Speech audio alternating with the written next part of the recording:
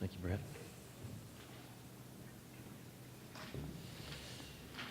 These past few weeks, we have been taking part in a series called Imagine. And basically what the whole premise of the message is that Andy's been walking us through the life and the teachings of Jesus Christ. And from his life and from his teachings, he's been making some comparisons to the church, because the church should be the direct reflection of who Jesus is. Someone's interaction with the church should be the closest thing here on earth to their interaction with the person of Jesus Christ. And so a couple of weeks ago when we started the series, Andy made the observation that people that were nothing like Jesus liked Jesus. That this just didn't seem to make sense and didn't really make transition into the local church as we look at it today. When people think of the local church, you don't really think of the people that are not like the local church really liking the local church. But in Jesus' day, that was the case, that people that were nothing like him liked him. In the passage that we looked at that week, it was Luke chapter 15, it says that Jesus was there sitting with the sinners and tax collectors. And so these people that had nothing to do with him, that were nothing like him, they were drawn to him. They listened to his teachings. And Andy began to ask the question, is the church like that? Are the people that are nothing like the church, they're nothing like Jesus, are they still drawn to that message? Are they still drawn to a place where they can hear about him and what he is doing? Last week, Andy began to look at some of the teachings of Jesus Christ. And just began to ask the big question, what is it that makes a believer spiritually mature? What causes someone that is a Christian to develop in their maturity in Christ?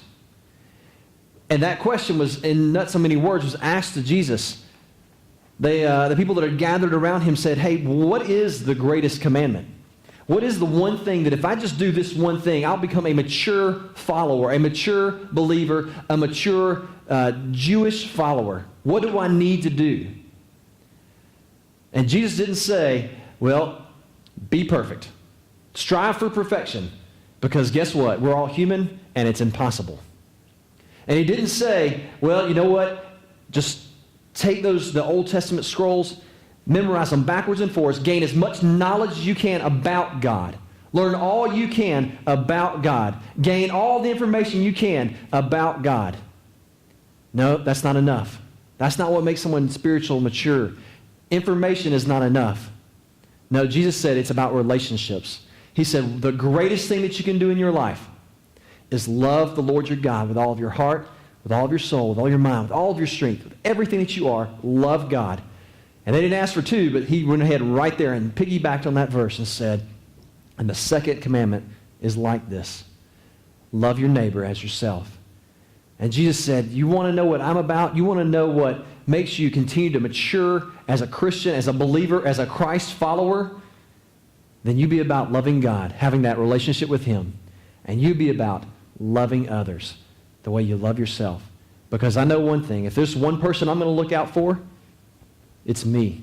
And I want to have that same love and that same passion, that same drive to look out and put them before myself and love others as I love myself. Well, today we want to look at one more teaching of Christ. It's towards the very, very end of his life here on earth. And it really encompasses the start and the spread of Christianity. And it really it doesn't seem to make sense. If we really were to boil it down, we're going to talk about it in just a second. But think about it for a second. Look at this map here, and it shows just the map of the world. And think about it. This movement of Christ, it started not just in a giant country with lots of power. It didn't start in Egypt. It didn't start in Rome. These were the two major powers during that time. But if you look at the map and there's Africa in the top right corner, there's Egypt, and just right above that, there's a small speck, and it says Israel. And that's where God chose to start his movement.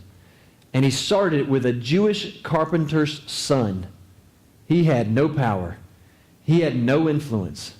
And what started with one man became a movement that was orchestrated by God.